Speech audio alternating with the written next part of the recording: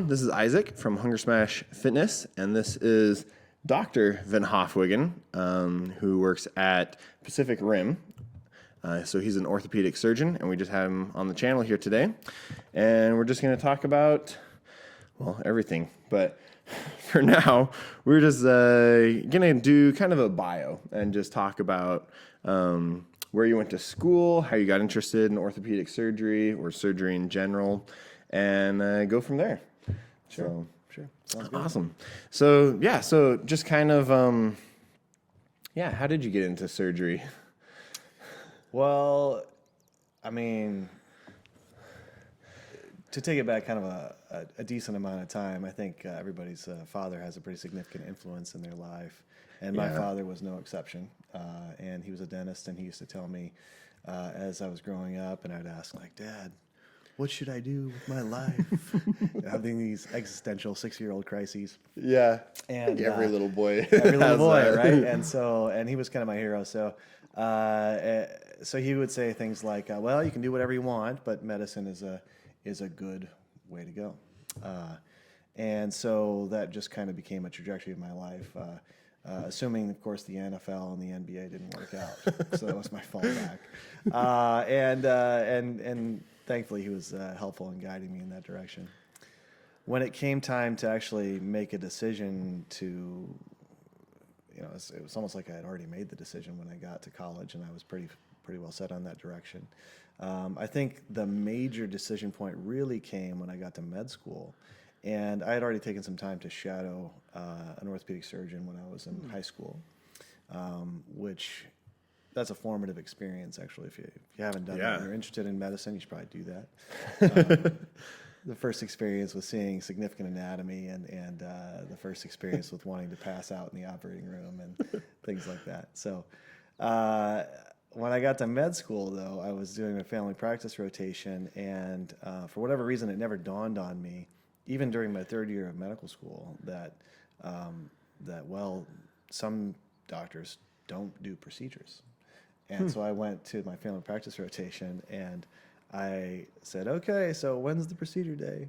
Yeah. And my attending when do we get to cut things? My attending said to me, well, we go back to clinic tomorrow. And I said, no, this just isn't going to work for me. Did you bail on the... No. You have to continue with the rotation. I finished the rotation, but I was quite certain at that point in time that clinical medicine was not going to be the only thing that I did. Gotcha. And so I kind of... A little bit one-dimensional in a way. Extremely one-dimensional. My wife would take significant umbrage with that statement, since she's a family practice doctor. But for me, it did not offer the amount of variation that I would find compelling. I can understand that. That's funny, though. How many rotations do you have to do total with med school? It varies a little bit from med school to med school, depending on their curriculum. And things have changed now since I'm getting a little more long in the tooth. But the main rotations that you have to do during your third year, there's some basic rotations within most curricula, which include internal medicine, surgery, and then sort of spin-offs of that. So neurology is one of those things, and psychiatry, and they're kind of basic requirements that everybody has to do. Pediatrics is another one of those. And then from my school, they allowed us to do elective rotations, and you could pick, and I ended up picking orthopedics and otolaryngology, which some people don't have exposure to. What was the second one? Otolaryngology, ENT. Oh, okay, Yep. Gotcha. How'd you like that? Oh, it's great. Yeah? It's great. Yeah, I mean, it's a surgical subspecialty. So. Yeah. Huh, interesting. So, growing up, did you play a lot of sports or anything then, or were you... Sports is a big part of my life. Okay. Yeah. And did you feel like that kind of prepared you in any way for surgery, or not? Sports are not for surgery, but I think, well, in some ways, being a team member is a major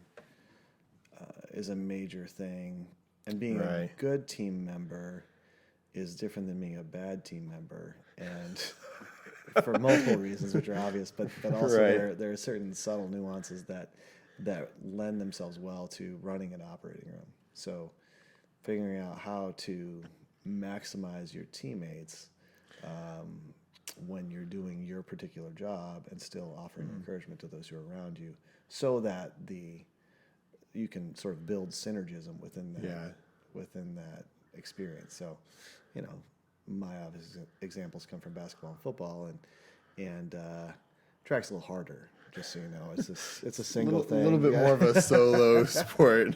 If all of you are out running, it's counterproductive. Right, exactly. Yeah. Exactly. So, but getting somebody else to operate at their top level so that it benefits the entire team. In the case of surgery, you're sort of wanting to maximize the experience and the outcome for this patient. So you have to get the nurses who may or may not be having a good day, getting them to be paying attention at the right times and offering encouragement to them. And your surgical tech is making sure everything's sterile. And even the anesthesiologist who has his or her own job. And they're obviously quite professional, but offering encouragement to them and telling them not to fall asleep while they're sitting there in there. Allowing them to drink coffee. Yeah, I know. That was fun because when I did I did a clinical rotation at the VA hospital just for 7 weeks, and it was a ton of fun. I got to watch a bunch of surgeries and stuff. I got to watch some amputations and stuff like that. And it was never felt like I was going to pass out or anything. Like I was having too much fun just watching. I was like, this is crazy. This is so fascinating. And then actually with one of the amputations, the attending who was there ended up having me, scrub in kind of. But then as he was cutting things off, he'd hand them to me and he'd be like, oh, like, what can you tell me about this? Or like, what can you, it was someone who had a really severe diabetic ulcer that was, and so there's a lot of necrosis and everything going on. And so he was like, like, here's the peroneals, like, look, see, it's healthy on this side and it's not over here. So that was just really fun. Like, honestly, I think everyone, if they can stomach it, should have an experience like that, because working in physical therapy now, I was like, oh, it's one thing to see everything in the textbook, or to go to a cadaver lab and like, oh, these, bodies have been here for a while and everything, and blah, blah, blah. But then to actually see someone like, you're sitting there chatting with them and then they go under and then you open them up. And I'm like, oh man, this is like, it's completely different. It was really fascinating, but it's difficult to describe the experience and the emotional impact that making that incision has on a person. Yeah. And being able to sort of emotionally compartmentalize your feelings so that, yes, when that person wakes up, you treat them as a person, but when you're in the operating suite, then you can treat it as it's a body. A part. Yeah. And you're fixing a part. Yeah. Well, and that was something where like, because I watched a couple different knee and hip replacements, and getting out the mallet and just sitting there and hammering in the it looks like a spike. I can't remember what it's called. The femoral stem. Stem. There you go. The stem. Hammering that in and everything, and then now working in outpatient, and I have someone come in. They're like, oh, it's been 6 weeks and my knee still hurts. I'm like, well, if you saw what they were doing to you when you were under, you would be surprised if at a year if it's not hurting. Like, it's like, so it was quite interesting, getting to watch all of that, and and then like, and then know that they're gonna wake up in a little bit, and like, and then know that they have a long recovery ahead of them just from the incision itself, even, and but no, it was really fun too working at the hospital, because a lot of the patients, like a lot of the amputees and stuff, that I'd get to watch the amputation, and then the next day they're on my schedule, and so I was like, oh, hey, we were chatting yesterday, and then you went under, and I watched your procedure, and then you didn't wake up. I wasn't there when you woke up, but I'm back now, and kind of had that, and and a lot of times they'd want to, ask me questions or something about their procedure, and so there was a lot of like, well, maybe talk to the surgeon, because I'm not quite sure how much he wants me to tell you about it, but especially when it's only one day out. But No, yeah, I had a blast. Watching all of it is extremely interesting. But I don't know if I'd want to do that full time. Well, that's part of the variability, right? So you can Right. it does take a certain mindset to be able to do that and to be able to maintain a certain level of concentration. And it's not just a machine; it's not just a part. It is a human being. So there is a level of intentionality and maintaining a focus, and so that requires emotional intensity. And then you can go back to the clinic. And I don't want to give the impression that I don't like clinic. It's just that I don't like clinic every day. That would be hard. That has its own challenges. So Yeah. and then there's I think within orthopedics there's other stuff that you can do too. So there's enough creativity that's required. You can work on development of procedures, or you can work on, and certainly you're always developing and crafting your own skills. Right. So maintaining your education requires energy. So there's a significant variability that was very attractive about orthopedics for me. As I think I get, maybe above all things, I get scared of being bored. So that's why I started a channel. there you go. Orthopedics and a channel's YouTube channels offer similar emotional abilities. Yeah, exactly. So how long, so you said you were kind of pushed towards surgery pretty early. How old were you when you watched your first surgery? You said you were in high school? Yeah, the first time I observed surgery, I was in high school. I think I was a junior in high school, so about 16, 17. What was your initial impression, I guess, with that? It's somewhat of a fantasy world.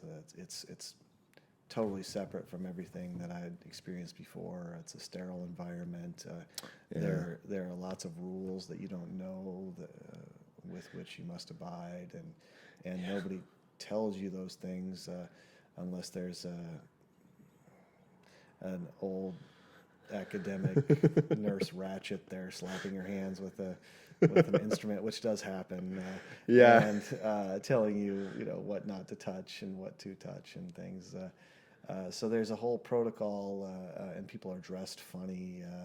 You're not allowed to go certain places, and then all of a sudden this magical thing happens, which is called anesthesia, where someone moves from consciousness to unconsciousness. The brain doesn't work or respond, and yet their You can still see all their vitals and everything heart going and on. lungs still are pumping right along, and the person is hovering somewhere between living and dead, and supported by a series of drugs that anesthesiologists can't actually tell you how they work. They don't know. And yet we do it every day. And I know. to the tune of millions of operations across the United States every year. And I consider it to be a miracle. I really do. Yeah. Oh, yeah.